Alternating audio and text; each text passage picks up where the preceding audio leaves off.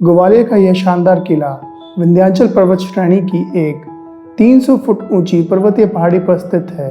भूगर्भ शास्त्रियों के अनुसार यह पहाड़ी हिमालय से भी प्राचीन है और इस दुर्ग की गणना भारत के प्राचीन दुर्गों में की जाती है। कुछ पुरातत्ववेत्ता इसे ईसा की 3री शताब्दी में निर्मित मानते हैं और कुछ लोगों का कथन है कि यह दुर्ग ईसा से 3000 वर्ष पूर्व का है। कोई नहीं जानता कि ग्वालियर का यह दुर्ग कब बना। इसके निर्माण कार्य का कोई प्रमाणिक साक्ष्य नहीं है। ऐतिहासिक ग्वालियर किले के आंचल में स्थित है गोपाचल पर्वत, जो प्राचीन कलात्मक जैन मूर्ति समूह का एक अद्वितीय स्थान है। यहाँ पर हजारों विशाल जैन प्रतिमाएं पर्वत को तराश कर बनाई गई हैं। किसी भी अद्वितीय, अनुपम एवं दुर्लभ कला को देखकर हृदय में उसके अतीत को जानने की जिज्ञासा जागृत हो उठती है। मन में अनेकों शंकाएं एवं प्रश्न उठते हैं और उनका समाधान पाने की लालसा बनी रहती है। गोपाचल के दर्शन करके आपके मन में भी अवश्य ऐसे ही कई प्रश्न उठेंगे। पहाड़ी को तराश कर ऐसी अनूठी प्रतिमाएं कैसे, कब और किसने बनवाई? प्रतिमाएं खंडित कैसे हुई? क्या हुआ था ऐसा कि मुगल सेना को पीछे हटना पड़ा और बाबर को माफ़ी मांगनी पड़ी? ऐसा स्थान जो भारत विश्व को गर्व से दिखा सकता है, फिर क्यों ना भारत सरकार का और ना ही जैन समाज का कोई विशेष ध्यान गया है? तो आइए जानते हैं क्या है यहाँ का इतिहास। आप सबको जय जिनेंद्र। मैं हूँ आदित्य और जैन स्थल की यात्रा में आज मैं पहुँचा हूँ एक महान जैन सिद्ध क्षेत्र एवं अतिशय क्षेत्र के दर्शन करने, जो ग्वालियर में स्थित गोपाचल पर्वत के नाम से विख्यात है। सिद्ध क्षेत्र गोपाचल पर विराजमान पार्श्वनाथ भगवान की जो प्रतिमा है, 42 फुट ऊंची, 30 फुट चौड़ी, किले की प्राचीर को काट काट कर बनाई गई। यहाँ अनेक प्रतिमाएं हैं। इन प्रतिमाओं का निर्माण नेमिनाथ भगवान के शासनकाल में सुप्रतिष्ठित केवली भगवान के निर्माण के बाद पूरे ग्वालियर दुर्ग में ये प्रतिमाएं बनना प्रारंभ हुई। इनको मुगल शासक बाबर ने 1528 में खंडित कर दिया था। बाबरनामे में आप उल्लेख है उसका, आप देख लीजिएगा।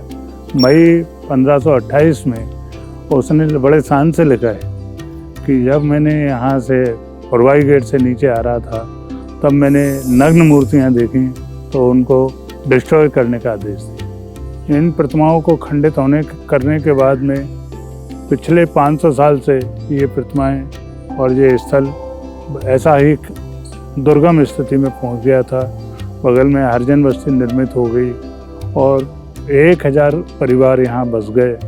वे सब शौच इत्यादि के लिए यहाँ आते थे और जो ऊपर बावड़ी है, उस बावड़ी का नहाने धोने, कपड़े धोने के काम में दुरुपयोग करते थे और निरंतर अतिक्रमण होता जा रहा था। ये ज़मीन भारत सरकार से फॉरेस्ट डिपार्टमेंट में थी, वहाँ से ट्रांसफ़र कराई।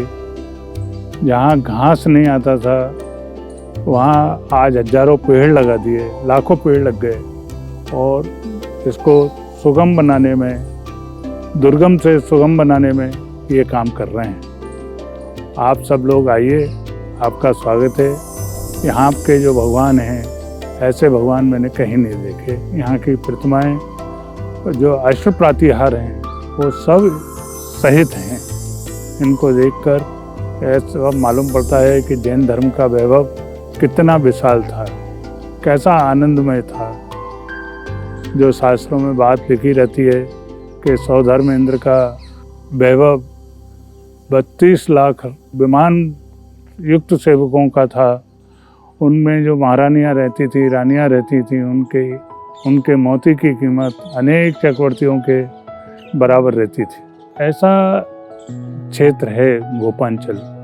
आप आइए, आपका बहुत स्वागत, बहुत अभिनंदन। गोपाचल दुर्ग के चारों ओर हजारों की संख्या में जैन मूर्तियां एवं अन्य कलाकृतियां अवस्थित हैं। उर्वई दरवाजे से दुर्ग तक जाने के मार्ग में विशाल खड़गा आसन एवं पद्मा आसन मूर्तियां पाषाण को काट कर तराश कर बनाई गई हैं। यहाँ वर्तमान में उपलब्ध जैन मूर्तियों की संख्या 1500 के लगभग है, जो 6 इंच से लेकर 57 फुट तक की हैं।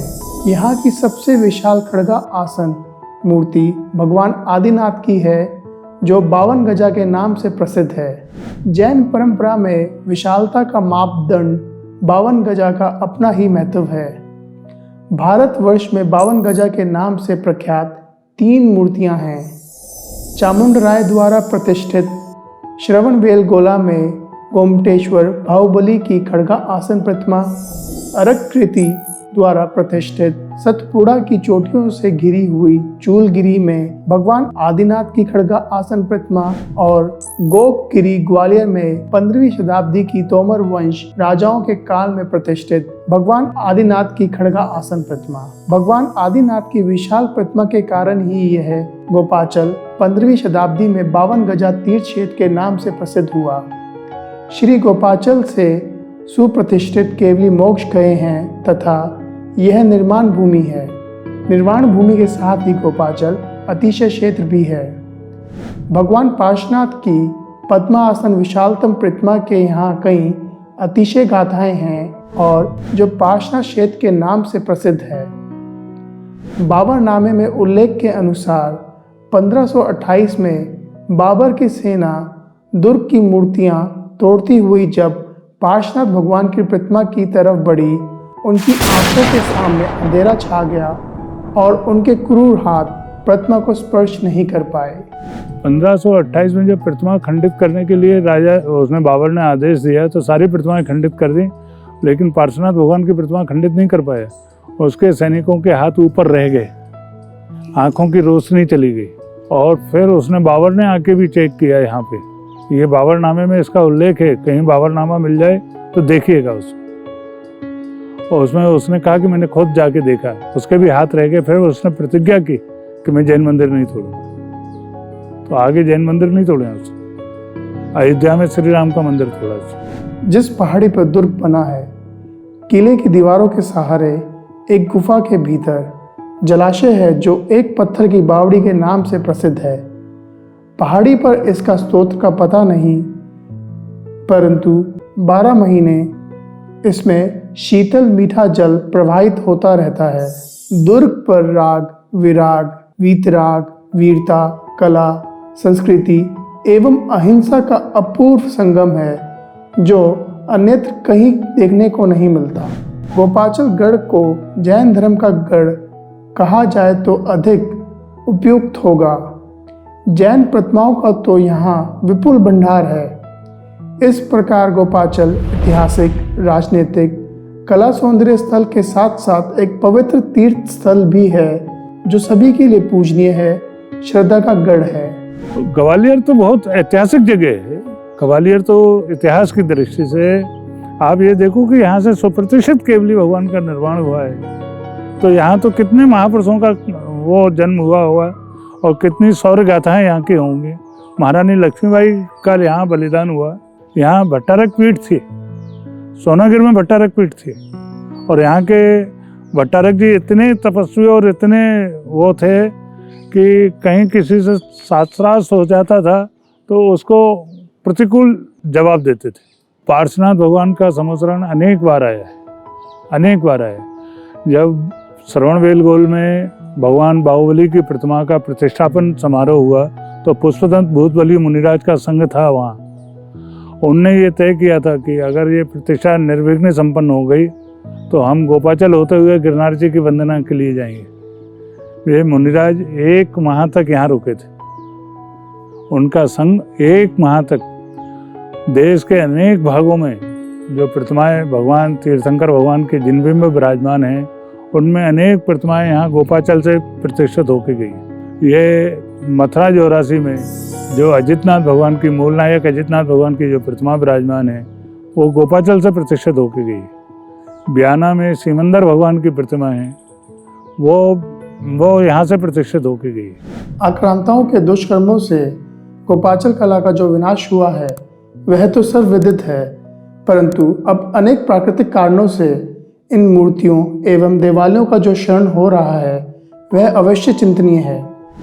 वायु में उपस्थित सूक्ष्म जीव, गुफाओं में पानी का रिसाव, मूर्तियों पर पौधों की उत्पत्ति, मधुमक्खियों के छत्ते, अंधेरी गुफाओं में चमगादड़ों का निवास एवं अन्य कई कारण इस शरण के लिए जिम्मेदार हैं। अगर संरक्षण के उपाय नहीं किए गए तो उसके परिणाम आक्रांताओं के विनाश से भी ज़्यादा भयानक हो सकते हैं।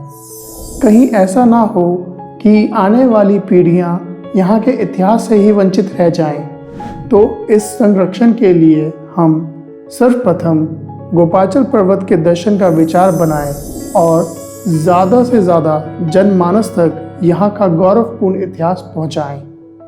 धन्यवाद। जय जिनेंद्र।